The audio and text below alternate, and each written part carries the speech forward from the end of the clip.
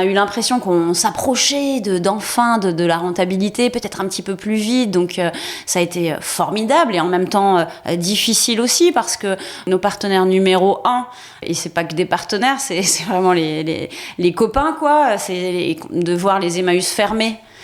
Pendant cette période, ça a été terrible. Donc, un côté très ambivalent de se réjouir que ça fonctionne aussi bien en ligne et en même temps vraiment désespérant pour les espaces de vente et voire même très anxiogène. On a eu peur que beaucoup ferment à ce moment-là. Heureusement, voilà, la solidarité nationale envers Emmaüs et la solidarité interne dans ce mouvement a vraiment fonctionné. Donc, aucun Emmaüs n'a fermé. Et puis, ça s'est retourné.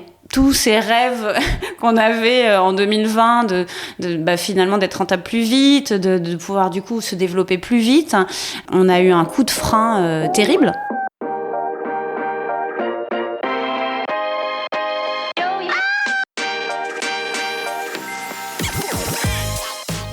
Bonjour et bienvenue parmi les Digital Doers, votre podcast source d'inspiration pour les acteurs de l'innovation. Ce programme est coproduit avec Comexposium pour l'événement incontournable qu'est le One-to-One Retail e-commerce de Monaco. Je suis Cyril Duplessis, acteur du changement dans le digital depuis plus de 20 ans. Je donne ici la parole aux personnalités de notre écosystème en France, qu'ils soient prestataires, annonceurs, marques, retailers ou pure players.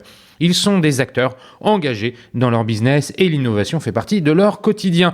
Source intarissable d'inspiration, je vous propose une conversation dynamique et sincère pour vous donner accès à leur retour d'expérience, leur vision et leur analyse sur les tendances et les perspectives marché. Depuis juillet 2019, les Digital Doers rassemblent des témoignages uniques et de grande qualité directement accessibles ici même, mais aussi sur les chaînes partenaires. En effet, je produis et anime des chaînes de podcast pour compte de tiers, c'est-à-dire pour des prestataires de services, du retail et du e-commerce. Le concept est simple, inviter un prospect à venir discuter de votre problématique avec un expert maison dans une conversation tripartite. Vous êtes intéressé? N'hésitez pas à me contacter directement sur le site lesdigitaldoers.com ou via LinkedIn. En attendant, je vous souhaite une bonne écoute, toujours sans coupure. Économie circulaire, seconde main, consommation durable sont des termes de plus en plus utilisés. Nous le constatons tous, plus que jamais, la notion de commerce durable s'inscrit dans une réalité de l'écosystème retail e-commerce. Et c'est le sujet de ce nouvel épisode. Pour en parler, j'ai le grand plaisir de recevoir une nouvelle fois Maud Sarda, la directrice et cofondatrice de Label Emmaüs, la marketplace éponyme de la célèbre association fondée par l'abbé Pierre. Je précise que je reçois Maud une nouvelle fois car Maud, tu es déjà venue et il y a presque 2 ans nous présenter Label Emmaüs. Cela ne m'empêchera pas de faire une petite piqûre de rappel. Lancée en 2016, la plateforme Label Emmaüs est la première plateforme solidaire en ligne. C'est le pari qu'a fait Emmaüs, celui d'exister en son nom propre avec ses valeurs dans le paysage du e-commerce. L'objectif est de devenir la boutique en ligne des 500 espaces de vente Emmaüs et plus largement de l'économie sociale et solidaire. Maud nous en dira plus tout à l'heure car le développement et la croissance de Label Emmaüs se sont beaucoup accéléré ces dernières années. Comme d'habitude, nous allons profiter de notre invité pour parler marché et analyser comment la seconde main le structure. Nous irons du côté consommateur pour voir dans quelle mesure il s'engage dans ce mode de consommation et également côté vendeur, au pluriel, pour comprendre comment l'offre évolue. Nous poursuivrons avec la proposition de valeur de Label Emmaüs. Celle-ci est bien plus singulière qu'un e-commerçant standard, car il y a un côté engagé et presque militant ici. Enfin, nous ferons un point sur la relation client, la data, l'acquisition, la fidélisation, les réseaux sociaux et plus généralement sur la prise de parole de la marque. Mais avant de commencer, Maud, peux-tu te présenter en quelques mots? Bonjour Cyril, merci beaucoup de cette nouvelle invitation. Très heureuse d'être ici. Je suis donc directrice effectivement et cofondatrice de Label Emmaüs. Et c'est une structure autonome juridiquement. Donc je suis un peu une gérante finalement. Alors on n'utilise pas trop le terme CIO nous forcément dans l'univers où on gravite, mais dans les faits c'est ça. Ouais, on peut même dire allez, c'est une spin-off d'Emmaüs. Disons, on peut le dire. On c'est un comprend peu que ça. C'est un véhicule qui a la forme qu'il a pour rendre service finalement à à la mission initiale d'Emmaüs. Tout à fait, c'est pour porter les valeurs du mouvement Emmaüs sur le web. Ça, c'est vraiment la promesse originelle de Label Emmaüs. Et puis, c'est vrai que chemin faisant, on a aussi développé notre propre vision avec nos propres missions d'insertion sur le web et en s'ouvrant largement à l'économie sociale et solidaire. Tu vas revenir sur tout ça, mais toi, Maud, est-ce que tu peux nous dire qui tu es, si tu as un profil plutôt commercial, ingénieur, quel est le parcours en quelques mots, qui t'a mené en 2016 à prendre la responsabilité que tu as aujourd'hui? Alors, j'ai plutôt un profil commercial. J'ai fait une école de commerce. J'étais à l'EDEC. Il y a de ça maintenant un petit moment. 20 ans. Et après l'EDEC, j'ai travaillé chez Accenture, cabinet de conseil, pendant 5 ans. Et au bout de 5 ans, j'ai bifurqué, comme on dit aujourd'hui. J'ai déserté. Bon, c'est pas tout à fait ça, puisque c'était un chemin qui s'est construit progressivement et mûrement réfléchi. Ça faisait bien longtemps que je savais que je voulais aller vers l'impact. On parlait pas trop d'impact à l'époque. Quand tu prends cette décision de quitter Accenture, on est globalement dans quelle année? C'était il y a... Alors en 2009, je pars avec la fondation Accenture en mission de mécénat de compétences pendant 1 année. Donc je suis toujours salariée d'Accenture, mais je suis mise à disposition, puisque Accenture fait du mécénat de compétences depuis bien longtemps. Pour rappeler ce que c'est que le mécénat de compétences, c'est mettre les compétences des salariés d'Accenture à disposition d'une association, d'un projet à impact, hein, c'est ça? Tout à fait, et ils font quand même environ 5000 jours hommes par an, donc c'est énorme. C'est énorme, ouais. Mise à disposition du secteur associatif à impact. Moi, à l'époque, je passe quasiment 1 année à l'agence nouvelle des solidarités actives. Donc l'ANSA a été créée par Martin Hirsch, et par Benoît Genuini, l'ancien directeur d'Accenture France. Une rencontre un peu improbable qui s'est faite dans un avion. Et ensemble, ils ont eu envie d'inventer quelque chose qui à l'époque n'existait pas trop en France, beaucoup plus dans les pays anglo-saxons, autour de l'expérimentation sociale, l'innovation sociale. Et donc l'ANSA, c'était et c'est toujours une espèce de laboratoire des politiques sociales, et ensemble, ils vont finalement expérimenter le RSA sur certains territoires, avant que ce soit évidemment une loi, parce que Martin Hirsch est au gouvernement pour la mettre en place. Donc toi, c'est là où tu fais cette année de mécénat. Voilà, oui, c'est dans ce contexte-là. Alors, à ce moment-là, le RSA, ça y est en train de se déployer partout. Donc, pendant cette année, je suis beaucoup au contact des collectivités locales, notamment en Meurthe-et-Moselle, et je les aide, comme les autres, on va dire, consultants de l'ANSA, hein, c'est un peu une position de consultant, à mettre en place les nouvelles politiques sociales, à les évaluer aussi, beaucoup. Et je découvre tout le secteur de l'insertion. L'insertion par l'activité économique, l'IAE, qui est un pan assez conséquent de l'économie sociale et solidaire. Et ça me plaît beaucoup, ça m'intéresse énormément, parce qu'il y a vraiment ce modèle économique qui est au cœur de l'action sociale. On peut dire que c'est 1 année d'apprentissage pour toi? C'est une année de découverte totale de ce qu'est de ce que sont les politiques sociales en France, le tissu associatif. Moi, j'avais eu un peu d'expérience plutôt dans l'humanitaire, dans le développement durable, avec des missions à Madagascar, ou aussi un mémoire de fin d'études que j'ai écrit en Inde sur le microcrédit. Voilà, donc j'avais plutôt cette connaissance-là. J'avais été aussi présidente de l'association humanitaire de l'EDEC pendant 2 ans. Donc c'est plutôt vers ça au début que je pensais aller finalement à la sortie de mes études. J'ai été ramenée à un principe de réalité financier, de rembourser tout simplement mes études. Voilà, donc Accenture a été un choix de raison initialement que je ne regrette absolument pas. Je suis sûre que c'était les premières graines qui se sont semées pour Label Emmaüs. Évidemment, j'ai appris la gestion de projet déjà, et la gestion de projet informatique en particulier. Donc heureusement que j'ai fait ce choix de raison. Heureusement que je me suis endettée finalement. Mais c'est sûr qu'une fois l'endettement passé, j'ai eu envie de revenir très rapidement à mes premiers amours. Donc c'est comme ça que je suis partie à la découverte du monde de l'économie sociale et solidaire, des politiques sociales en France. Alors l'aspect, on va dire, institutionnel, un peu politique, des collectivités locales, ça m'a pas passionné. C'est important que tu le précises, parce que c'est vrai qu'il y a ces deux dimensions, l'aspect peut-être public et l'aspect privé, je sais pas si c'est le bon mot pour le définir, mais associatif, c'est-à-dire qui dépend pas d'une organisation publique.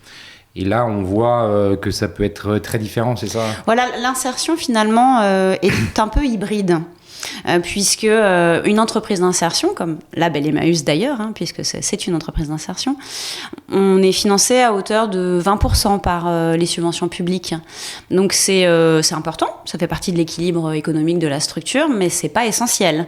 On a quand même 80% qui est assuré par notre propre activité économique. Ça, c'est vrai pour Label Emmaüs ou c'est vrai pour tout le monde associatif ? C'est en général vrai pour ce qu'on appelle une entreprise d'insertion. Ouais. Pour un chantier d'insertion, on est plutôt autour de 60-70% de subventions, mais on n'adresse pas les mêmes besoins sociaux. Un chantier d'insertion va faire travailler des personnes sur des contrats un petit peu plus limités en semaine. Un chantier d'insertion, alors par exemple, il y en a un peut-être que pas mal de Parisiens connaissent, c'est Emmaüs Défi. Emmaüs Défi est un chantier d'insertion dans le 19e arrondissement. Donc, ils vont faire une activité d'Emmaüs classique, ils vont recevoir des dons, ils vont les trier, ils vont les revendre dans un espace de vente. Les personnes qui vont y travailler sont des salariés en insertion, mais ils vont avoir des contrats plus limités que 35 heures. Ils vont faire 20 heures, 22, 24 heures, parce que ce sont des personnes plus éloignées de l'emploi et qui ont besoin d'un rythme plus adapté à leurs problématiques sociales. Voilà, et petit à petit, elles vont cheminer et on va les amener vers, évidemment, un volume de travail proche des 35 heures et ensuite pour être en capacité de rebondir dans l'économie classique, comme on dit. Okay. Tandis que Label Emmaüs, une entreprise d'insertion, nous, les salariés sont à 35 heures. On fonctionne vraiment comme une entreprise classique. Après, ces salariés, s'ils sont en insertion et si on reçoit des subventions pour les accompagner, les faire travailler, évidemment, c'est qu'ils ont aussi des problématiques qui leur manquent encore un petit marchepied et on est là pour leur donner. Ok, merci pour cette précision-là. Pour bien comprendre, donc, grâce à Accenture, tu rentres dans la découverte du monde solidaire associatif. Enfin, je sais pas si c'est le bon mot, mais c'est ce que j'ai retenu. La suite, elle s'écrit comment ? Enfin, c'est quoi finalement le passage à Emmaüs ? Ouais. Alors, c'est une rencontre. Comme souvent. C'est la rencontre avec celui qui allait devenir mon responsable à Emmaüs France. Donc Emmaüs France, c'est la tête de réseau du mouvement du mouvement Emmaüs. Il y a 300 structures juridiques chez Emmaüs. C'est très particulier. C'est pas du tout une association centralisée avec un siège social et puis ensuite des antennes sur le terrain qui obéissent aux décisions du siège. C'est plus protéiforme. C'est tout l'inverse. C'est extrêmement décentralisé. Donc voilà, 300 structures juridiques autonomes les unes des autres, 300 associations, mais aussi coopératives. Il n'y a pas que des associations. La preuve, Label Emmaüs est une coopérative fiscalisée, une entreprise d'insertion, et ça fait partie des 300 structures Emmaüs. Et à Emmaüs France, on va avoir un siège avec 70 personnes à peu près, quand il y a 30 000 personnes sur le terrain. Ouais. Et ces 70 personnes, elles sont là pour mettre de l'huile dans les rouages, pour faire de l'échange de pratiques, pour soutenir les structures sur le terrain, dans leur quotidien, aussi pour être une force de lobbying et voilà, d'avoir un vrai plaidoyer au niveau national, cohérent, unique. Donc moi, je rencontre un des directeurs adjoints, finalement, d'Emmaüs France lors d'un atelier thématique. Et il me raconte un petit peu ce qu'est Emmaüs. Et là, c'est vrai que je tombe absolument amoureuse de ce mouvement dans ses propos. Ça semble cocher un peu toutes les cases, c'est-à-dire qu'il y a cette dimension économique qui pour moi est essentielle. Je n'aurais pas pu travailler dans un secteur caritatif. Je me suis pas retrouvée dans ce rapport avec les personnes, notamment dans les missions humanitaires. Donc voilà, cette dimension économique. Du coup, avec l'économie, il y a quoi ? Il y a aussi l'indépendance. L'indépendance financière, ça assure une indépendance de prise de parole, de plaidoyer. Ça assure aussi une indépendance dans l'accueil des personnes. C'est tellement important, encore plus aujourd'hui.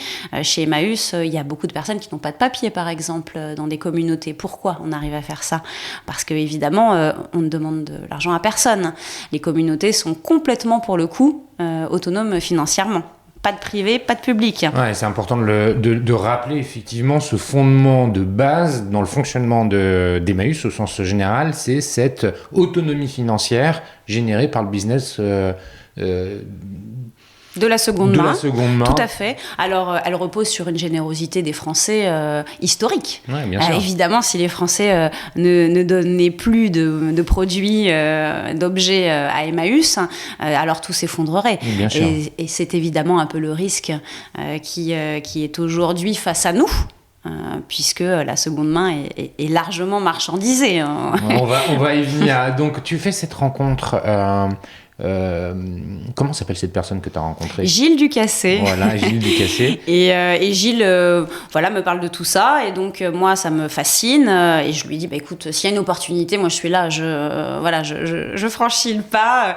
Et c'est ce qui s'est passé. Il y a eu un poste qui se crée justement à ce moment-là. Tu rentres chez Emmaüs et tu es un des rouages qui permet justement de faire fonctionner l'organisation au sens large.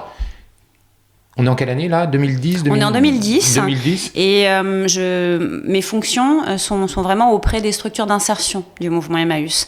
Donc c'est une petite centaine de structures. Il y a le relais par exemple. Parfois on n'associe pas forcément le relais à Emmaüs, mais le relais, donc les bornes de vêtements qu'on va trouver un petit peu partout, c'est quand même 2000 salariés en France. Et c'est né d'une communauté Emmaüs. Et ça fait partie du mouvement Emmaüs. Donc ce sont une trentaine d'entreprises d'insertion en France. Beaucoup de chantiers d'insertion, toutes ces structures-là, je passe mon temps à aller les voir, je sillonne la France et je découvre des coins vraiment cachés, parce qu'Emmaüs s'est aussi beaucoup développé dans les endroits où malheureusement l'emploi s'est effondré, où la misère sociale a grandi au fur et à mesure des années, et c'est vrai que je découvre une autre France aussi que je ne connaissais pas. Donc ça t'ouvre les yeux. Et alors là, ce que je voudrais te faire dire, c'est comment le projet Label Emmaüs naît, comment il est porté, et est-ce que ça a été une évidence dès le départ ? Parce qu'il faut bien quand même se remettre en tête, tout le monde connaît Emmaüs, probablement beaucoup de monde s'est déjà rendu dans des centres Emmaüs, soit pour donner, soit pour chiner. On voit le côté très opérationnel, très concret du fonctionnement. On voit les personnes en réinsertion, les salariés d'Emmaüs qui sont là. Et en fait, s'appuyer sur cette organisation, cette réalité opérationnelle pour faire du business sur Internet, on voit qu'il y a un côté grand écart qui est pas forcément évident. Donc, ce qui m'intéresse, c'est le cheminement qui a été mené. Et est-ce que ça a été une évidence ? Alors, ce qui était une évidence, c'est qu'il fallait faire quelque chose. Ça oui. Quand en 2015, je me lance sur une étude exploratoire, finalement, à l'époque, ça commençait comme ça. Moi, j'ai plutôt proposé mes services, entre guillemets, au conseil d'administration, puisque tout le monde parlait de vente en ligne, c'était le serpent de mer. On avait bien conscience à Emmaüs qu'il fallait faire quelque chose. Amazon existait déjà depuis 20 ans, Le Bon Coin depuis 10 ans. Il était urgent de réagir et que nous aussi, on ait une existence en ligne. Une fois qu'on dit ça, maintenant, il y a tout à faire. Donc, moi, j'ai proposé au conseil d'administration de commencer par prendre le temps, pendant une année, de vraiment bien regarder ce marché qu'on ne connaissait absolument pas, pour lesquels on n'avait aucune compétence, mais vraiment aucune, si ce n'est, et c'est pas rien, la connaissance de l'objet, la notoriété extrêmement installée d'Emmaüs, voilà, et puis un gisement énorme de produits à mettre en ligne. Il y avait des fondamentaux qui étaient là, mais c'est vrai que informatiquement parlant, numériquement parlant, il y a un fossé qui est gigantesque. Effectivement, toute personne qui est allée chiner chez Emmaüs, je pense, peut s'en rendre compte. Alors, les personnes qui gravitent chez Emmaüs, évidemment, il y en a beaucoup pour qui c'est difficile d'imaginer pouvoir demain gérer une boutique en ligne. Mais là-dessus, on a trouvé finalement pas si difficilement que ça plein de personnes qui en étaient tout à fait capables. Et ça n'a pas été le plus difficile de cette aventure que de former des personnes à la vente en ligne avec des outils adaptés. Et voilà. Et ça s'est fait finalement vite. La preuve, on a très très rapidement eu des taux de satisfaction client très élevés. Donc ça montre que les personnes ont maîtrisé rapidement l'activité.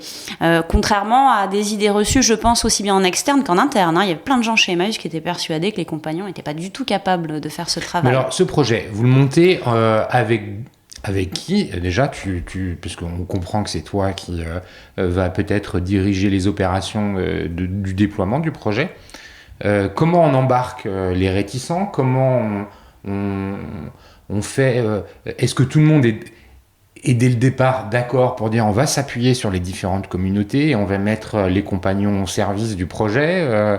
J'ai bien envie de comprendre comment... C'est là qu'on va retrouver le côté un peu spin-off. Disons que c'était impossible de mener un projet comme ça avec un échelon national où on doit embarquer tout le monde. Franchement, on y serait encore, je pense, 6 ans plus tard.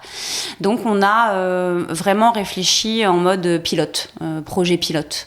On a cherché, j'ai cherché dans un premier temps, et puis des personnes m'ont rejoint petit à petit à partir de 2016, quand on a commencé vraiment à constituer l'équipe. Mais pendant une première année, en tout cas en 2015, j'ai cherché des personnes, des ambassadeurs, des ambassadrices sur lesquelles m'appuyer et qui allaient vraiment convaincre avec moi le conseil d'administration pour se lancer.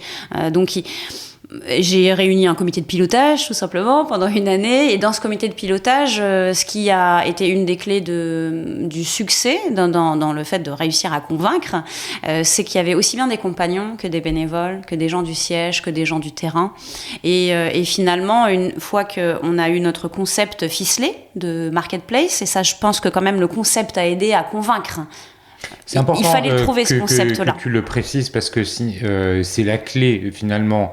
Vu l'extérieur, c'est comme ça que je l'interprète et tu me diras si je me trompe.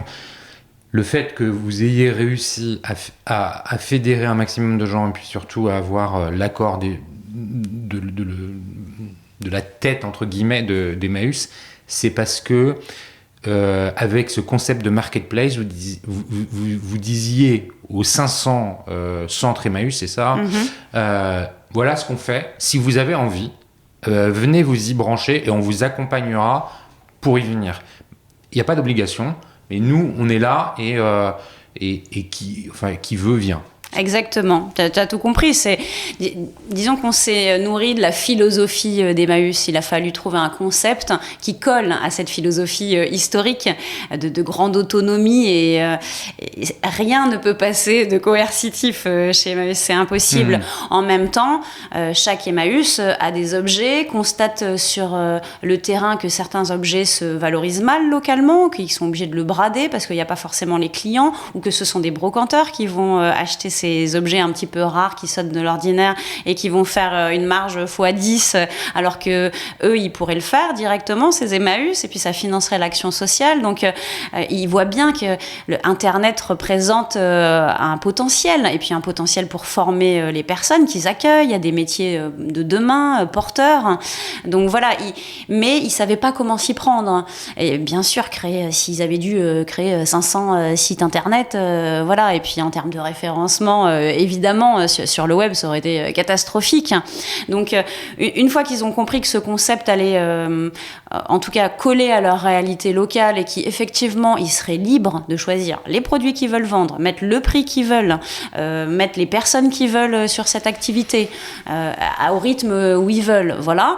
Bon, ensemble, on s'est entendu sur les tarifs. C'est comme ça que ça s'est passé. Je veux dire, historiquement, je dis, c'est pas nous qui avons dit au national, vous allez payer ça comme commission, puis vous allez vendre ça comme produit. On s'est mis tous autour de la table. Moi, je suis arrivée avec un modèle économique sur 6 ans. D'ailleurs, je peux même raconter la réalité de la négociation du départ. Moi, mon modèle économique, si je voulais que ça se rentabilise assez vite, il fallait que ça soit 30% la commission. Voilà. Alors, quand ils ont vu ça, évidemment, ils m'ont dit, alors Maud, tu rêves, hein. Je vais dire... va falloir que tu trouves de l'argent autrement pendant 5-6 ans pour rentabiliser, parce que nous, c'est hors de question. Voilà. Bon, on a atterri à 10% de commission. Mais ça illustre les fondamentaux de notre projet. On a créé une coopérative. Toutes les parties prenantes sont dans la gouvernance. Les structures qui vendent ont des parts du capital, les salariés ont des parts du capital, les clients, s'ils le veulent, ils peuvent prendre des parts du capital. Et aujourd'hui, on est 1365, tous ensemble, on espère être des milliers dans les années à venir. Et ça, c'est la force du départ, je pense, dans le concept. C'est de l'avoir vraiment réfléchi en collectif. Ça met peut-être un peu plus de temps pour trouver un accord, mais quand on l'a trouvé, c'est solide. Et par les temps qui courent, la résilience du collectif, c'est important. Bon, écoute, Maud, merci mille fois d'avoir présenté ton parcours, d'avoir présenté ce projet Label Emmaüs. On en sait un peu plus. Alors, je redécouvre pas complètement les choses, mais peut-être que pour vous, chers auditeurs, c'est quelque chose de nouveau. C'est important d'avoir planté le décor pour pouvoir parler de la suite, et vous allez comprendre pourquoi c'était important de s'attarder un peu sur le parcours de Maud et puis la genèse du projet Label Emmaüs. Maintenant, on va parler du marché. Je le disais en introduction, celui du retail et du e-commerce en général, avec un focus sur des notions qui apparaissent de plus en plus fortes, jour après jour, celle de la seconde main, de l'économie circulaire, de la consommation durable. Bon, bref, un marché est organisé souvent entre deux grandes parties, l'offre, la demande. Parfois, il y a un troisième acteur qui est le régulateur. Comment tu perçois les choses? Il y a eu des changements qui se sont opérés grâce ou à cause des confinements liés au Covid. Quel est un peu ton point de vue, je ne sais pas par où commencer, mais comment tu perçois un petit peu ces évolutions? Voilà, en 2 ans, les choses ont quand même pas mal évolué. Les 2 dernières années, elles ont été incroyablement bouleversantes, en fait, à plein de niveaux. Déjà, quand on fait du e-commerce, franchement, ces 2 dernières années, ça a été quelque chose, parce que 2020, on a forcément connu une année énorme en termes d'activité. Enfin, nous, on a fait plus 120% d'activité en 2020. Ouais. Alors, à notre échelle, forcément, on n'existait que depuis 3 ans. Donc, c'est sûr qu'en valeur absolue, c'est pas non plus des millions et des milliards de volume d'activité. Mais il faut imaginer une équipe, en fait, qui reçoit ça. Voilà. Donc, en fait, à un moment donné, ça a accéléré notre rentabilité. Donc, on a eu l'impression qu'on s'approchait d'enfin de la rentabilité, peut-être un petit peu plus vite. Donc, ça a été formidable et en même temps difficile aussi, parce que nos partenaires numéro 1, et c'est pas que des partenaires, c'est vraiment les copains, quoi. C'est de voir les Emmaüs fermés.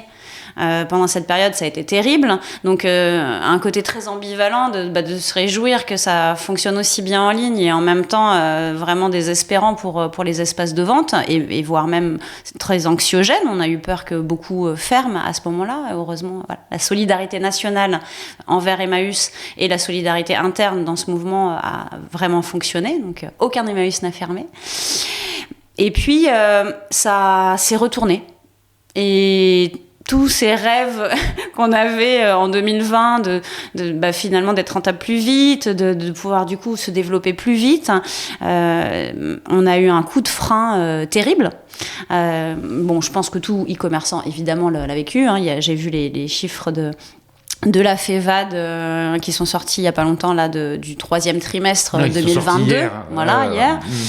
Bon, ça parce qu'on enregistre le 18 novembre, voilà, vous savez tout. Donc le 17, la FEVAD a publié les chiffres de vente du troisième trimestre, qui sont des chiffres en progrès, parce que il y a l'activité touristique qui tire vers le haut. Mais quand on regarde la vente en ligne de produits, nous c'est ce qui nous intéresse. Sur le premier semestre 2022, on est à moins, le e-commerce en général, c'est moins 15% de vente en ligne produits.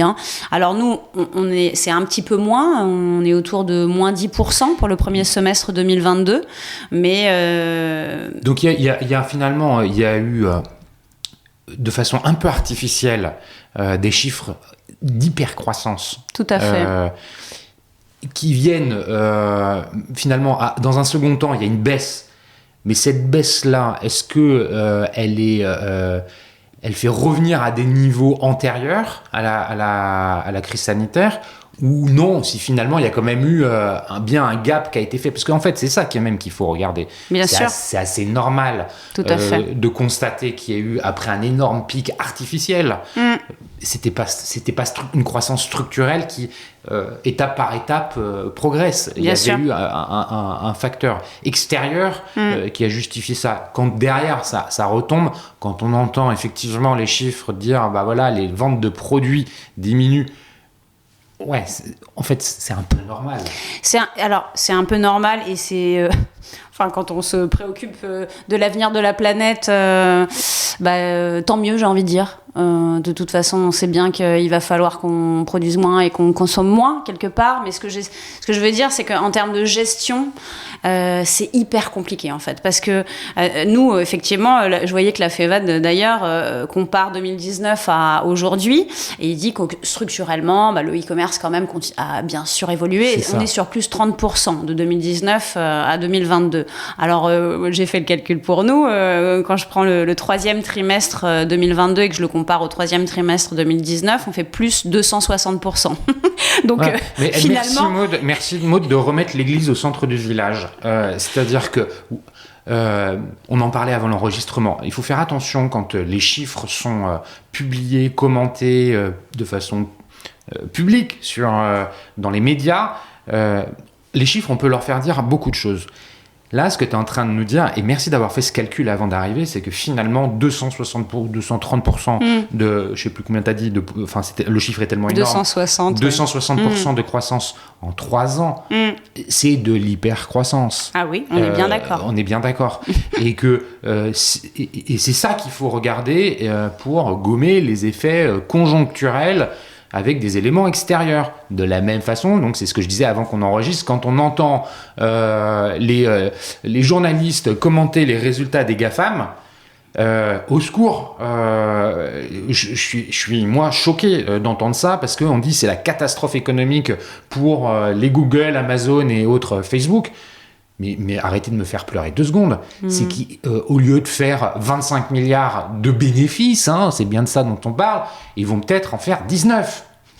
Oui, alors si on prend Amazon et les annonces aussi récentes, là, qui vont licencier 10 000 personnes dans le monde. Alors, on peut se dire qu'à l'échelle d'Amazon, de tous les emplois, c'est peut-être pas grand-chose. C'est quand même le plan le plus important de licenciement de leur histoire. 1,5 million d'employés dans le monde. Oui.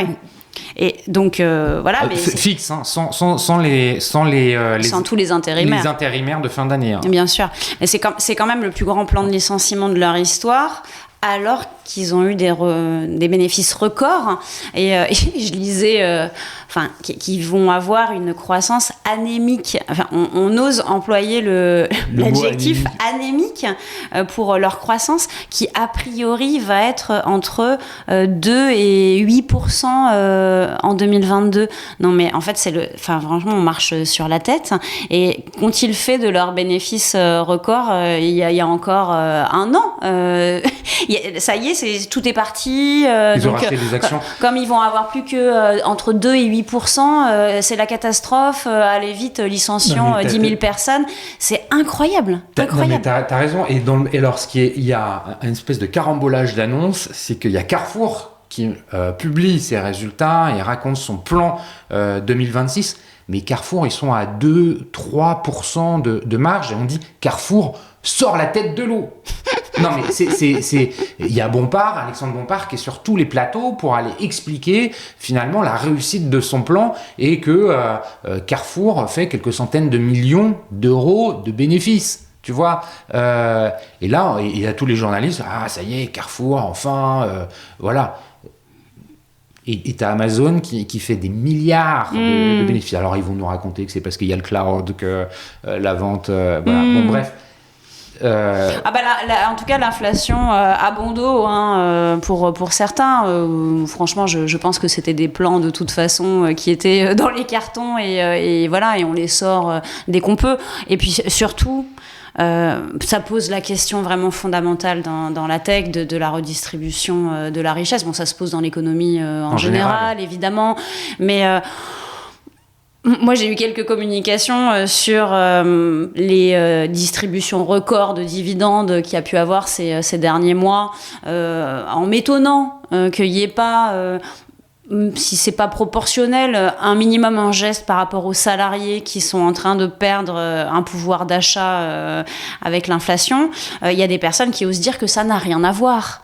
La distribution des dividendes d'un côté et ce qu'on donne comme augmentation salariale de l'autre à ceux qui œuvrent en fait, à ceux qui ont fait qu'il y ait de la croissance, et de l'autre côté la distribution d'argent à ceux qui n'ont rien fait à part mettre leur argent. Ok, c'est chouette, mais là, vraiment, ce monde est fou, en fait. Cette économie est folle. Évidemment qu'il y a un lien alors, attends, très important. Évidemment, je vous ai dit en introduction, allez chez Label Emmaüs, c'est engagé et militant. On est en train de comprendre pourquoi je disais ça, et on le comprendra encore mieux tout à l'heure. Revenons sur le marché.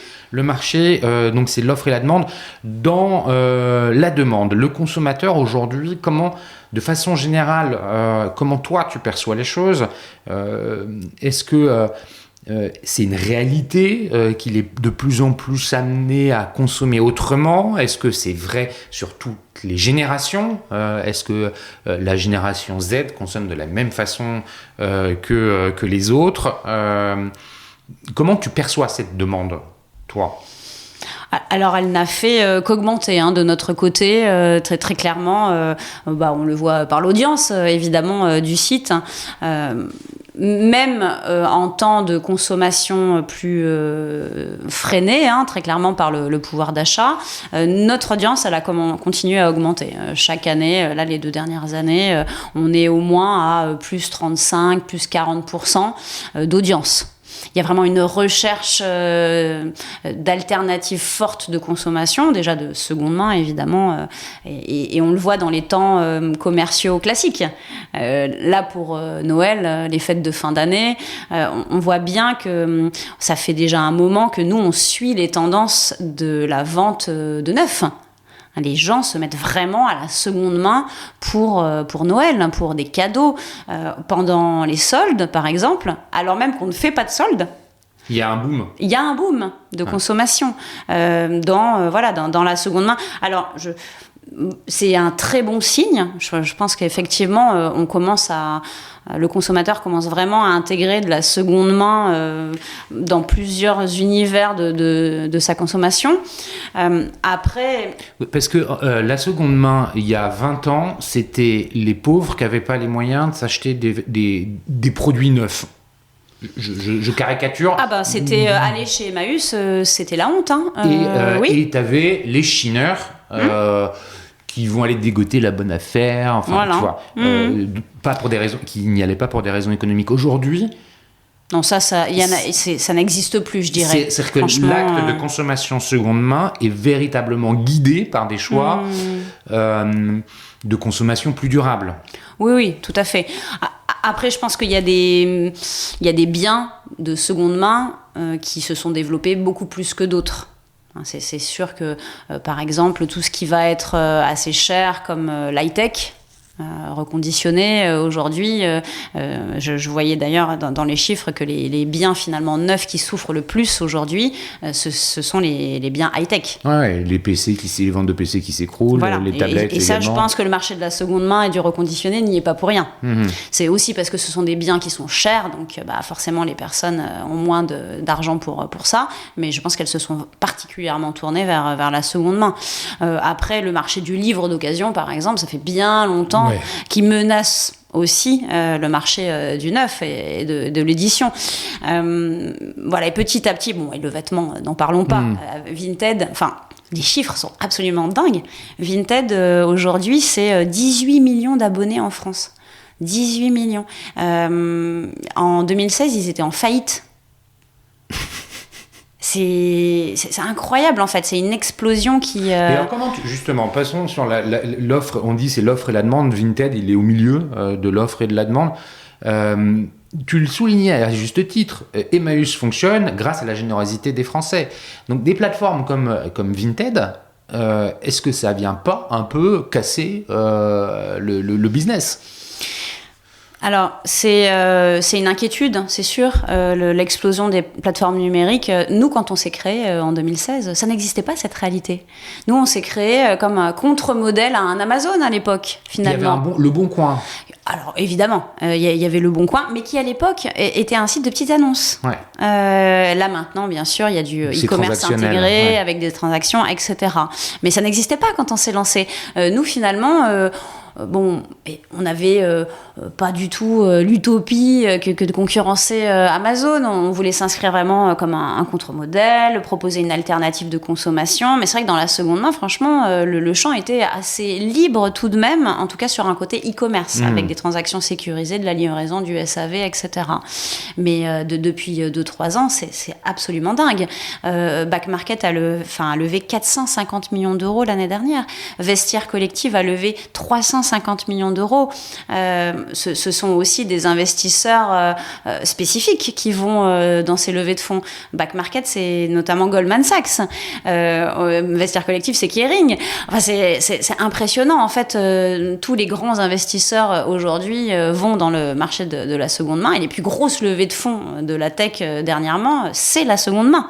Ce qui est intéressant d'ailleurs quand tu parles de ces deux exemples, Back Market et Vestiaire Collective, ce sont deux acteurs français qui prennent une place de leader mondial là-dedans. Oui, fou. Et d'ailleurs, leur levée de fonds est évidemment principalement pour l'expansion mondiale. Bien sûr. Mais c'est tout de même un peu effrayant quand on est un acteur français de la solidarité et que effectivement le modèle est basé sur le fait que les gens donnent des produits. Et ça fait déjà plusieurs années qu'on voit la qualité des dons baisser, en particulier sur la mode. Ça, c'est sûr que on l'a observé très facilement, puisque dans les bornes de vêtements, on a vu la qualité chuter, et voilà, et le relais ça, tu le constate. Parce que finalement, les vêtements sont plutôt revendus sur des plateformes comme Vinted. Voilà, ça forcément, l'explosion de Vinted a joué directement sur la qualité des dons. Mais on va dire que la quantité des dons a quand même toujours été au rendez-vous. Il faut bien dire ce qu'il y a. Les produits en fin de vie, il y a encore 2-3 ans, l'ADEME disait qu'il n'y avait que 10% des produits en fin de vie qui étaient réutilisés, en fait. Donc on peut se dire que voilà, qu'il y a de quoi faire. Mais dernièrement, on commence à observer même la quantité des dons baisse. Là, ça commence à être super inquiétant. Il y a des communautés Emmaüs qui, pour la première fois, ont tiré la sonnette d'alarme au niveau national en disant qu'elles n'avaient plus de dons. Enfin, c'est en train de s'assécher. Il y a des produits qu'on ne donne plus à Emmaüs. Les smartphones, les téléphones, les ordinateurs. Avant, les gens donnaient à Emmaüs ces produits-là aussi. D'ailleurs, on est en capacité de les reconditionner. On a des structures comme les ateliers du bocage qui reconditionnent, qui sont capables de proposer une garantie aussi, et qui vendent d'ailleurs sur label Emmaüs avec ces garanties. Désormais, ils achètent les produits, les parcs informatiques d'entreprises, les séries comme ça. Ils font du sourcing comme n'importe quel autre reconditionneur. Sauf que eux, ils ont des salariés à travail adapté, ils ont des salariés en insertion. En fait, eux, ils ont toujours le même projet social, mais désormais, ils sont obligés d'acheter et se battre avec une concurrence acharnée, en fait. Donc, c'est inquiétant parce que, évidemment, si on commence à avoir le même phénomène sur la mode, et puis après sur le mobilier, et puis après le jouet, etc., etc. Si tout le monde se met à vendre d'une façon ou d'une autre, parce qu'on peut aussi observer quand même dans la grande distribution, toutes les enseignes, toutes les marques se mettent à la seconde main. Et comment elles s'y mettent ? Elles proposent des bons d'achat neufs, pour acheter du neuf, contre de la seconde main qu'on leur rapporte. Oui, ils la vendent aussi, la seconde main. Oui, alors là, de nouveau, ils vont s'appuyer sur des prestataires, dont certains d'ailleurs font des grosses levées de fonds. Faume, par exemple, a fait une levée de fonds de 7 millions là, dernièrement, il me semble. Donc, un prestataire comme celui-ci, donc, il va finalement faire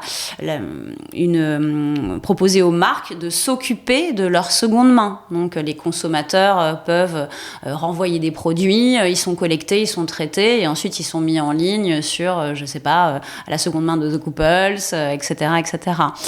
Donc ça, c'est nouveau aussi, ces entreprises-là qui se développent dans la seconde main. Qui habillent de la même façon s'est lancé dans la seconde main et mélange quelque part dans les rayons seconde main et première main, entre guillemets, enfin vêtements neufs. Ils remettent dans le circuit. Oui, c'est pas quand ils vendent des produits d'occasion, c'est pas forcément non plus que leurs produits. Par exemple, Leclerc est en train de développer je crois, plus d'une centaine de corners d'occasion. Donc là, ils vont proposer aux consommateurs de ramener des produits contre bon d'achat pour du neuf. J'insiste quand même parce que la seconde main, c'est quand même censé être un acte un peu comme de sobriété, un minimum écologique. Si c'est en fait une excuse pour racheter du neuf toujours et encore, ça pose quand même 2-3 questions. Et puis, mais ça ne suffit pas à ce que le consommateur va rapporter. Ils vont aussi acheter de la matière à des entreprises intermédiaires pour pouvoir alimenter des stands. Et là, c'est un sacré business, en fait. Et finalement, la clé dans tout ça, c'est quoi ? C'est le gisement, c'est la collecte. C'est comment aller récupérer chez les particuliers les produits de seconde main. C'est là où la guerre va être rude, mais quand c'est même. Intéressant que tu soulignes ça. C'est-à-dire qu'en finalement, les intérêts des distributeurs, des marques, sont pas forcément alignés avec ceux des consommateurs. Le consommateur, il a un intérêt économique, certes. Mais là, et c'est ce qu'on commençait à dire tout à l'heure, il n'y a pas que l'intérêt économique. Il y a aussi l'idée selon laquelle un produit va durer plus longtemps parce que il va avoir moins d'impact négatif sur l'environnement, sur la planète. Ça, c'est fort. Et finalement, ce que tu es en train de décrire, c'est que cette réalité-là, elle n'est pas forcément opérationnelle du côté de la distribution. Moi, je pense qu'il y a vraiment un détournement aujourd'hui de l'acte écologique d'acheter de la seconde main par beaucoup de marques et beaucoup de plateformes numériques. Il y a des études très sérieuses qui ont été menées. Le BCG a mené une étude sur les acheteurs sur Vestiaire Collectif, par exemple. Et ils sont capables de dire que 70% des recettes réalisées par les personnes qui vendent sur Vestiaire Collectif sont réinvesties dans des produits neufs.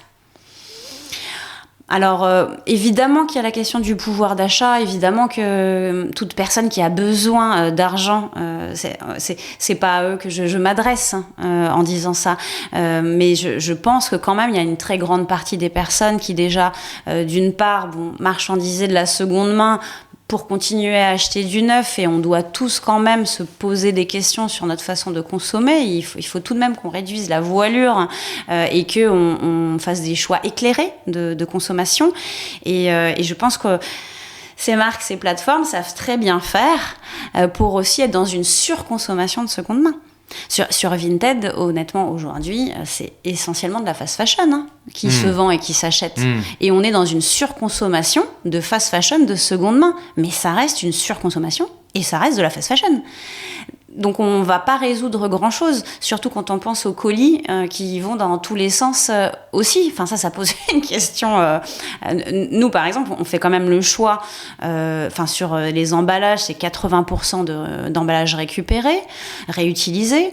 On ne fait pas de livraison express parce que c'est une catastrophe écologique. Super, tu fais la transition vers Label Emmaüs et je voudrais vraiment qu'on y arrive pour en parler en détail. Alors, je vais te raconter, moi, j'ai été consommateur de Label Emmaüs, j'achète pas mal de livres, donc j'achète des livres sur Label Emmaüs. C'est vrai que c'est pas rapide comme Amazon, c'est vrai que c'est pas emballé comme Amazon, mais ça arrive, et on sait que ça a été expédié. Alors, c'est parfois un peu déroutant, mais la dernière fois, j'avais dû acheter... je sais pas, une quinzaine de livres d'occasion et ça arrivait pas de 15 points différents, mais peut-être 7, 8 différents. J'ai fait livrer ça dans un point relais et il a fallu aller 3-4 fois chercher les paquets qui sont arrivés. Voilà. Donc c'est vraiment militant quand on va sur la Label Emmaüs, mais la qualité finalement elle est au rendez-vous. Ah oui, alors bon, ce qui est militant en allant sur Label Emmaüs, c'est pas le fait d'accepter un service client au rabais. Ça, je tiens quand même à insister dessus. Ce qui est militant, c'est d'acheter de la seconde main déjà, parce que tout le monde n'y est pas. Voilà. Et 2, c'est d'acheter de la seconde main solidaire, de faire la différence entre la seconde main qu'il y a sur Label Emmaüs, mise en ligne par des personnes en insertion, dont 100% des bénéfices vont être réinvestis dans l'outil de travail, dans une coopérative, au service de la lutte contre l'exclusion. Voilà, c'est ça qui est militant. Et ça, le message, il est très clair sur les consommateurs qui viennent sur Label Emmaüs. Ils savent qu'effectivement... peut-être que ça va être un peu plus cher que d'acheter sur le Bon Coin, sur Vinted. Pas forcément. Mais pas forcément. Pas forcément. Déjà, en termes de prix, franchement, je pense que tu parles des livres. Typiquement, nos prix planchers sur le livre, c'est 2 €. Et donc, on a quand même des centaines, des milliers de livres à 2 €. C'est pas spécialement cher, surtout que on a vraiment des livres qui sont comme neufs, parce que c'est triste à dire, mais les livres, c'est une gabegie écologique hallucinante. Hachette l'a dit lui-même, ils détruisent 50% des livres fraîchement édités. 50% des livres fraîchement édités. Ça n'a même pas été vendu, ça n'a même pas été lu, voilà, donc ça c'est la base. Puis après les livres, on les lit une fois, on les donne, etc. Donc vraiment on a des livres qui sont comme neufs, à 2 €. Bon, donc on a plein de choses qui coûtent pas cher du tout. On s'adresse aussi aux gens qui veulent faire des bonnes affaires et qui en ont besoin en fait par rapport à leur pouvoir d'achat. Mais le service client, franchement, depuis 6 ans, on n'a pas bougé d'un iota en termes de taux de satisfaction. On est à 9,2 sur 10 de nos clients qui nous recommandent à leur entourage. Non mais bien sûr, et tu as raison de le souligner. Non mais j'insiste parce qu'en fait, on n'attend pas forcément Emmaüs dans le e-commerce et on attend encore moins Emmaüs sur un e-commerce performant. On livre en 3, 4, 5 jours. Enfin, c'est quand même assez rapide. On peut quand même se satisfaire de ça. Est-ce qu'on a vraiment besoin de recevoir nos produits en 1 ou 2 heures ? C'est n'importe quoi. Enfin, c'est du grand n'importe quoi. Surtout que on le sait, ça détruit la planète que de faire ça. Et ça met des livreurs dans des conditions de travail qui sont inacceptables. Donc, voilà, 3, 4, 5 jours. Ok. On a un emballage récupéré. Alors oui, c'est vrai, on va commander des vêtements. Ça va peut-être arriver dans une boîte à chaussures. Ça va peut-être un peu surprendre. C'était le truc qui traînait. Mais ça arrive, c'est emballé. Et il y a quand même... En fait, il y a 1/3 de nos clients qui remplissent le questionnaire de satisfaction. C'est énorme. C'est énorme. Ouais, énorme. Ça montre un niveau d'engagement fort. Ouais. Et donc, sur ce tiers, 9,2 sur 10. Mais quelle marque a un NPS comme ça ? Moi, j'attends qu'on me le dise. Hein. Ouais, et c'est révélateur d'un ensemble d'opérations correctement opérées, justement, plus que correctement, c'est-à-dire dans le haut des standards du marché, et que là-dessus, il n'y a pas une expérience client, parce que c'est souvent de ça dont on parle, qui diffère en fait de ce... Je vais dire, on est même dans de la surqualité. Même sur Notre problème, c'est la surqualité. Parce que tout ce temps qu'on passe à faire des super beaux colis, à mettre des petits mots manuscrits, je veux dire, les compagnons, ils écrivent un petit mot à la main pour remercier les clients. Je dirais à chaque fois. Tout ce temps-là, on pourrait le passer à créer des annonces. Et voilà, on a des vraies personnes qui sont au SAV. Non mais ça paraît dingue de dire ça aujourd'hui, mais franchement, T'as pas un doute. On peut avoir quelqu'un au téléphone, quoi. Ça existe, ça, dans les autres sites e-commerce. Moi, je sais pas. Il y a rien de pire que le cauchemar SAV en e-commerce. Et alors, je le disais, en 2 ans, ça s'est beaucoup accéléré. Est-ce que tu as des indicateurs que tu peux communiquer pour montrer un peu l'accélération qu'il y a eu, à quel point c'est tangible? Là, tu nous disais 260% de croissance en 3 ans. Tu parles du chiffre d'affaires, c'est une donnée qui est publique, de volume d'affaires alors parce oui, que de volume d'activité, sans souci. Là, cette année, on va dépasser les 4 millions de volume d'activité. Donc on a encore un petit site e-commerce, mais c'est sûr qu'il y a, il y a 3 ans, c'était pas du tout ça, quoi. Hein. De toute façon, on a commencé la première année, on a peut-être fait, 500 000 euros, quoi, quelque chose comme ça. Et en fait, chaque année, on croît de au moins 50%. Aujourd'hui, combien y a-t-il de centres Emmaüs qui sont raccordés à la plateforme? Alors, des Emmaüs, il y en a une 60aine. Ouais. Mais au total, on a 175 structures de l'économie sociale et solidaire qui alimentent le site. Donc c'est important que tu le soulignes, c'est ce sur quoi je voulais t'emmener, je le précisais dans l'introduction et pour toi c'est important de le préciser, c'est qu'il n'y a pas que les centres Emmaüs qui peuvent vendre sur cette plateforme. Oui, tout à fait. Alors, ça se fait déjà quelques années qu'on est ouvert à toute l'ESS. Ça n'a pas été simple au début parce que la Gare des Chapelles, c'est dans tout univers. Et de tous ensemble se mettre sous la bannière, l'étendard Emmaüs, c'est pas forcément inné comme ça. C'est pas donné, c'est pas gagné. Mais tout le monde a compris qu'on serait gagnant. Emmaüs a besoin de toute l'ESS pour défendre cette alternative. Tous ensemble, on est capable de créer un catalogue à la hauteur des enjeux et des attentes des consommateurs. Et évidemment, Emmaüs est un peu le seul nom aujourd'hui dans l'ESS qui a cette notoriété installée dans le grand public et sur laquelle on fonde nos espoirs aussi. Donc on va retrouver des structures de la Croix-Rouge, on va retrouver des ressourceries, par exemple. Le réseau national des ressourceries, c'est quasiment 150 associations en France. Donc il y a une bonne trentaine déjà qui sont sur Emmaüs. On va retrouver Envie, la fédération Envie, qui reconditionne de l'électroménager, par exemple.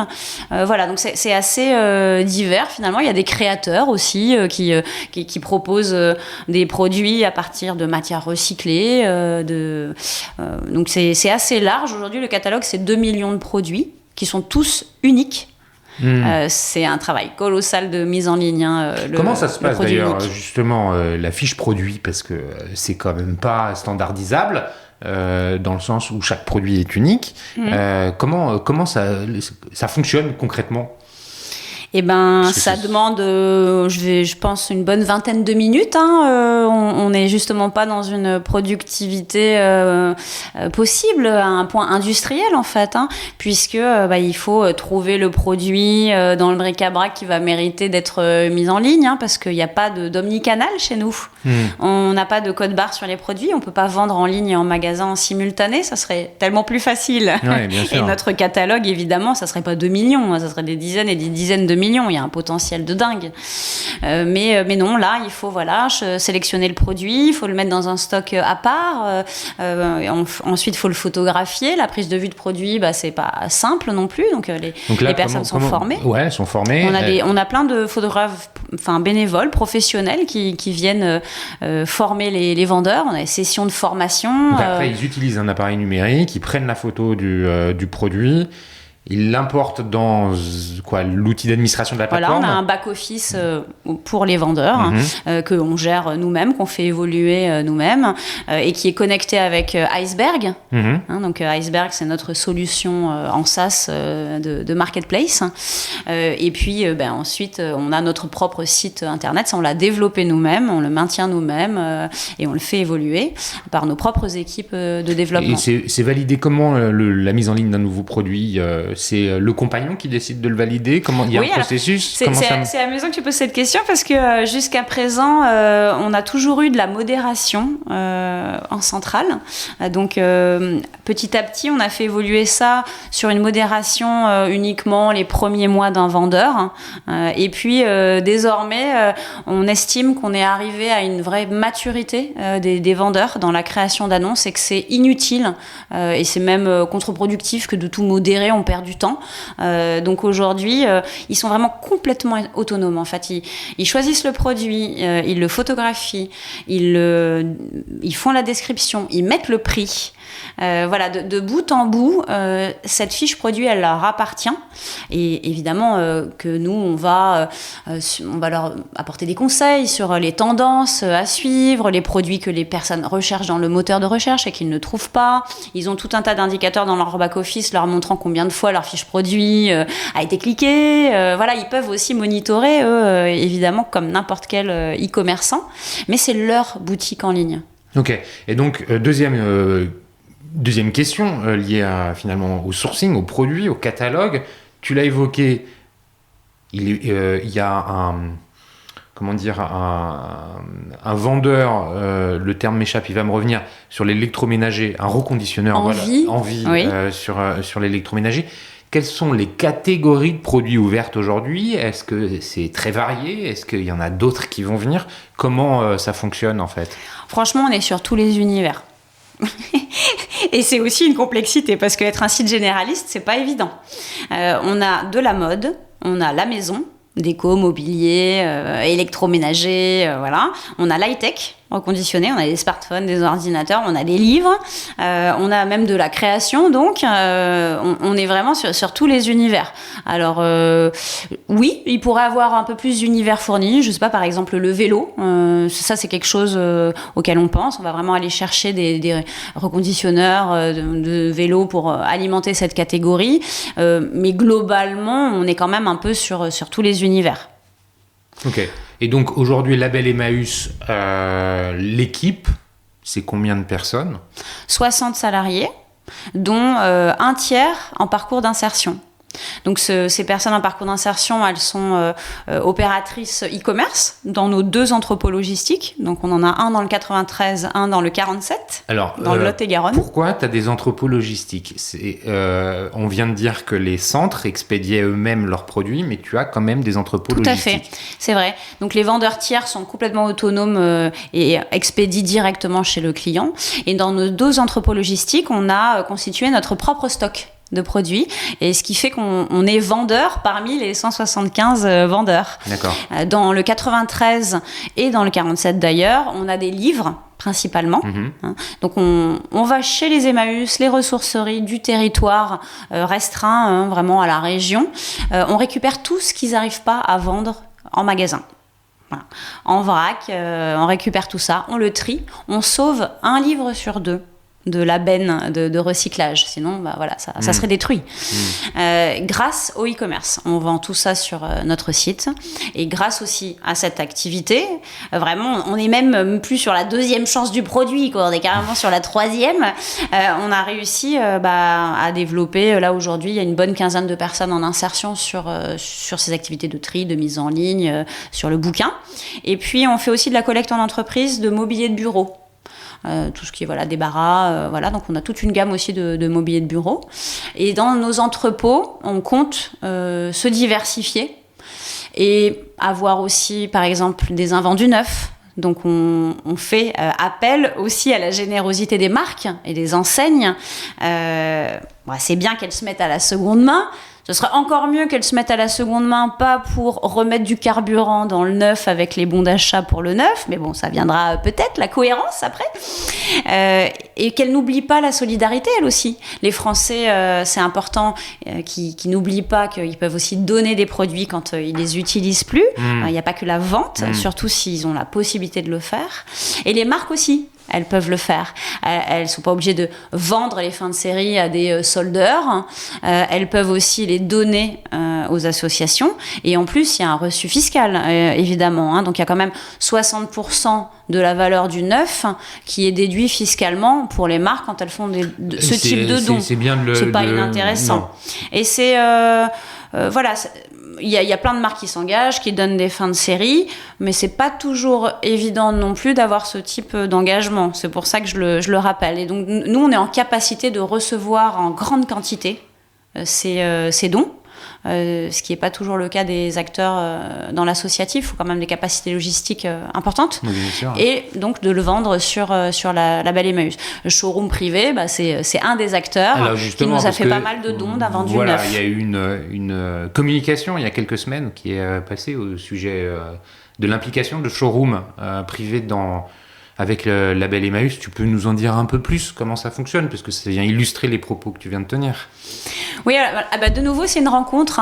Showroom privé, ça date d'une rencontre il y a 5-6 ans avec Thierry Petit, qui est parti de Showroom désormais, mais qui en est le cofondateur. Et c'est quelqu'un qui m'a tout de suite impressionné par son engagement.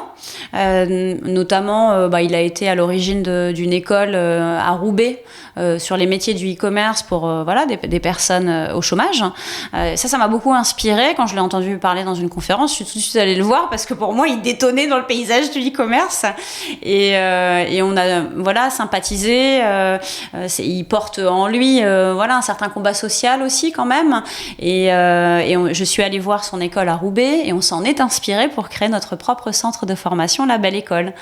Et il est venu d'ailleurs à La Belle École. Il en a été le parrain quand la première promo s'est lancée. Voilà, on a une histoire quand même humaine déjà à la base. Et c'est vrai que j'aime bien construire mes partenariats avec les entreprises d'abord sur ce socle-là.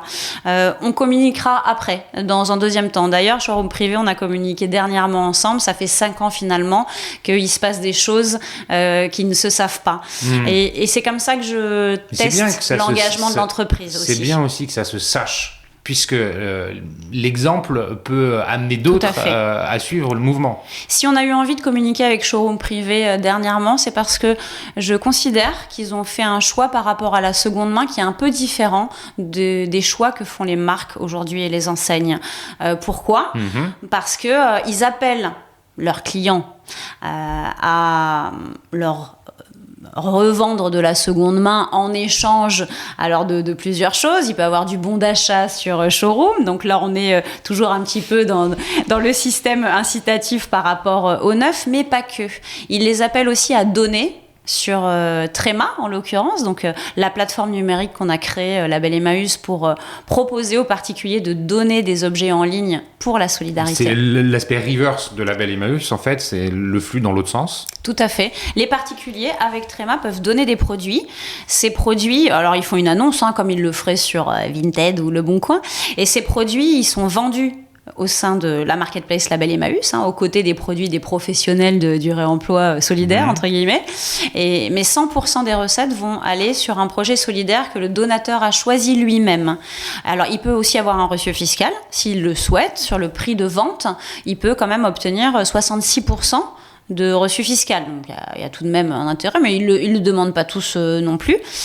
Et ça, voilà, Showroom privé a communiqué dessus et rappelle, tout en ouvrant le secteur de la seconde main dans son business. Et c'est normal que les marques cherchent à aussi faire évoluer leur modèle économique avec la seconde main, à quand même placer le don au cœur du discours. Et ça, j'ai eu envie de le saluer parce que franchement, toutes les marques avec lesquelles on a pu discuter, c'est la seule qui a fait ce geste-là aujourd'hui.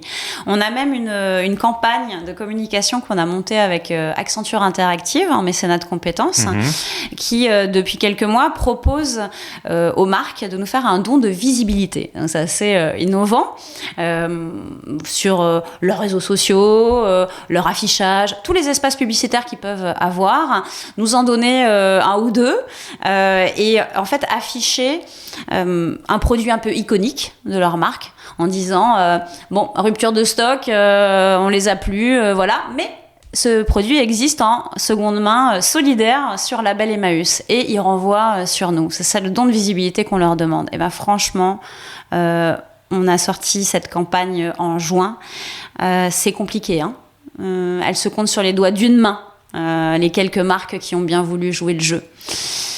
Donc il y a du boulot quand même encore sur la prise de conscience de l'engagement qu'on doit avoir quand on fait de la seconde main.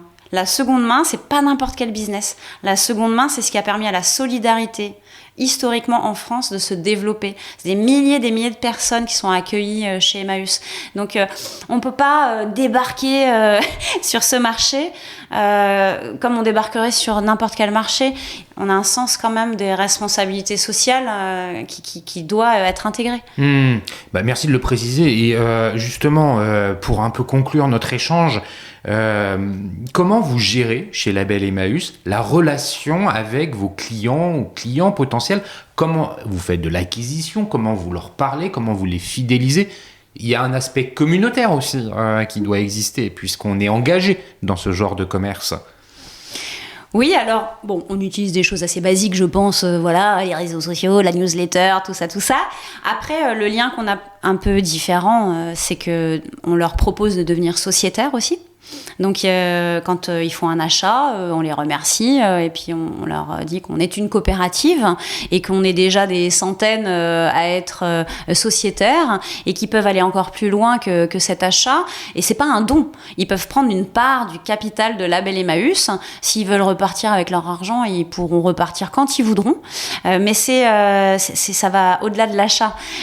Bon, ils peuvent aussi faire un petit micro-don quand ils ont leur panier pour soutenir la solidarité. Je suis un consommateur, je veux prendre une part dans la coopérative. Comment ça se passe? Est-ce qu'il y a un minimum d'argent à débourser? C'est 20 € minimum. La part, l'action, Label Emmaüs, c'est 20 €. On en prend autant qu'on veut, évidemment. Et ça se fait en ligne. En quelques clics sur notre site, devenir sociétaire, on peut payer en ligne, on a juste à télécharger sa pièce d'identité, c'est tout. Donc on devient propriétaire d'une part, deux parts, enfin du nombre de parts qu'on veut, donc on a 20 €, on met 20 €, on a une part.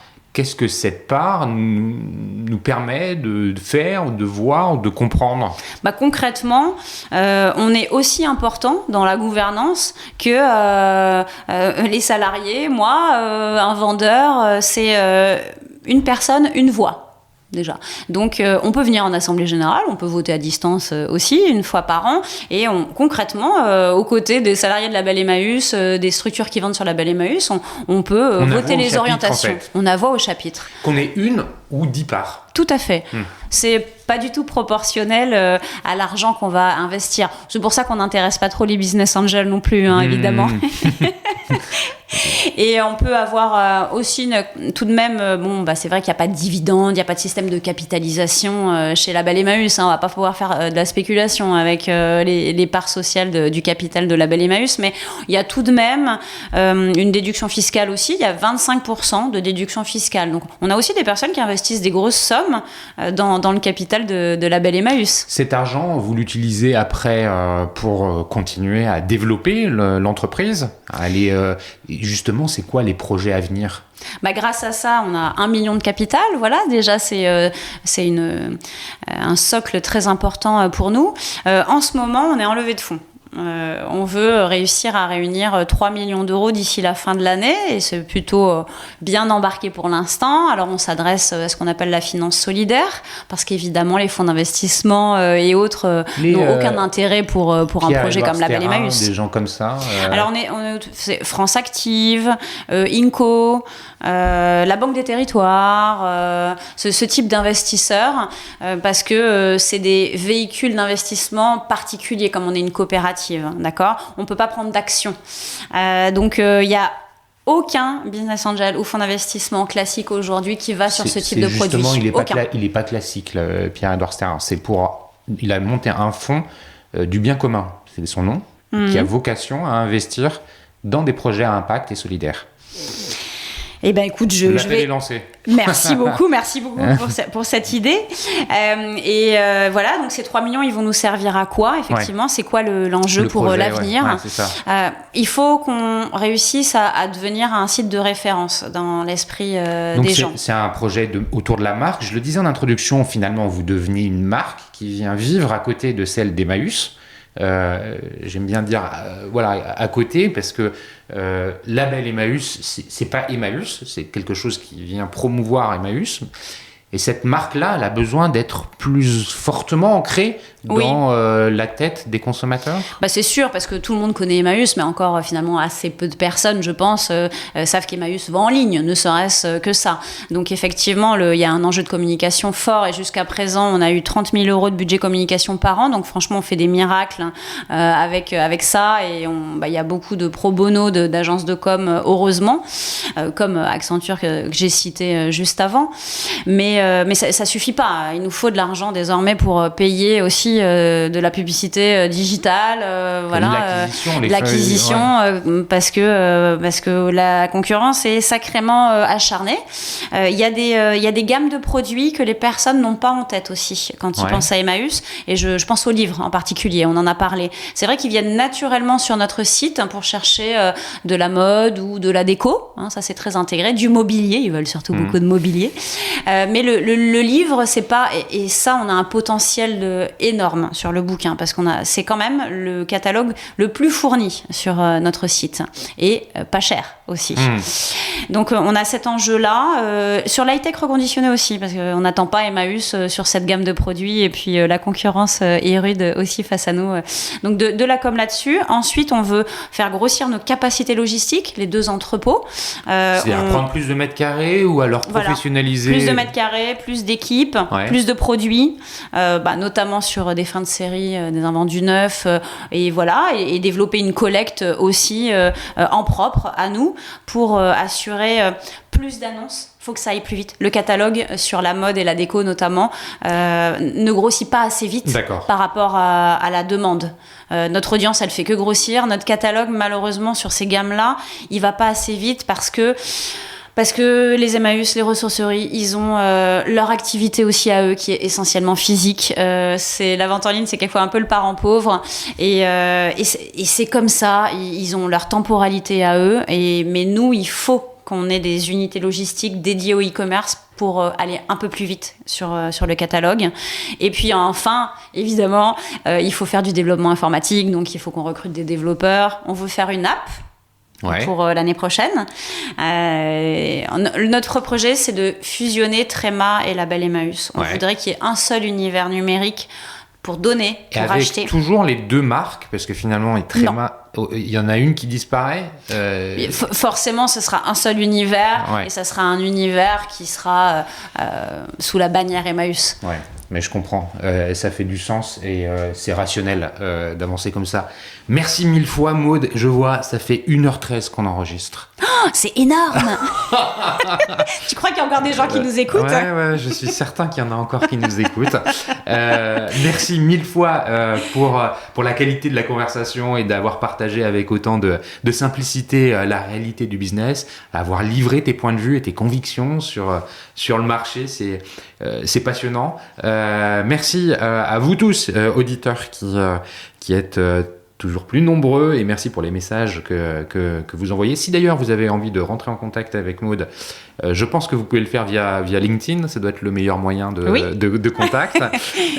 Si d'aventure c'était compliqué, vous pouvez passer par moi, je me ferai votre porte-parole. Merci à Comexposium, et puis à l'événement One to One Retail E-Commerce Monaco pour le support apporté à l'occasion de cet épisode.